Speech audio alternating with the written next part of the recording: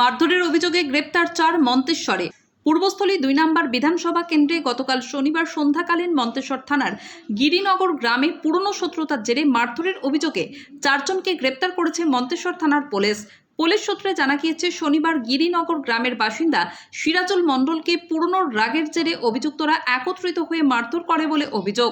এরপর আহত সিরাজুল মণ্ডল মন্তেশ্বর থানায় লিখিত অভিযোগ দায়ের করেন। অভিযোগের ভিত্তিতে দ্রুত মন্তেশ্বর থানার পুলিশ তদন্তে নেমে শামসুদ্দিন শেখ, নাজির শেখ, আজিম শেখ ও ওয়াসিম আকরম ওরফে উজ্জ্বলকে গ্রেপ্তার করে মন্তেশ্বর থানার পুলিশ।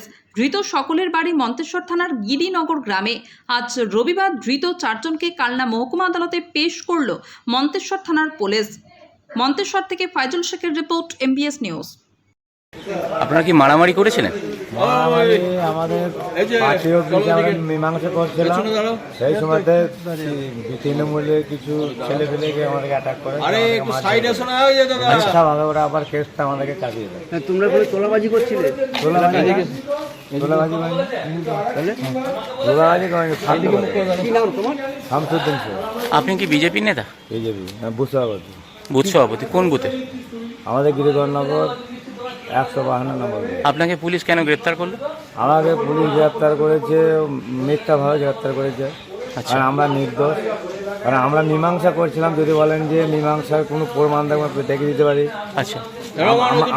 আমার জায়গা দখল করেছিল, তার জন্য 1 সপ্তাহ আগে আমরা দেখেছিলাম। এই কেসে কজন আছে ধরে? এই কেসে মোট 11 জন আসামি করেছে আমাদের, কিন্তু ধরেছে 4 জন। কেন মীমাংসা করছিলেন? মীমাংসা করছিলাম যে আমার 16 সালের জায়গা দখল করে নিচ্ছে দল থেকে, সেইটা আপোষ করছিলাম। কিন্তু সেটা ওরা হঠাৎ আমাকে অ্যাটাক করে আমাদের মারধর করে, মানে সমস্যা করছে। বাকি যে 3 জনকে, তারাও কি বিজেপি লোক? মোট 11 জন।